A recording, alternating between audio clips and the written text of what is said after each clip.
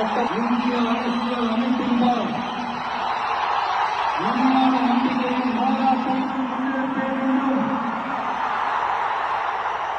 இந்திய நாட்டின் ஒப்பில்லாத முழு முதல் ஆட்சியையும் ஒருமையையும் நிலைநிறுத்துவேன் என்றும் தமிழ்நாடு அரசின் முதலமைச்சராக உண்மையாகவும் மனச்சான்றின் படியும் என் கடமைகளை நிறைவேற்றுவேன் என்றும் அரசியல் அமைப்பிற்கும் சட்டத்திற்கும் இணங்க அச்சமும் ஒருதலை சார்ந்தும் இன்றி விருப்பு வெறுப்பை விலக்கி பலதரப்பட்ட மக்கள் அனைவரும்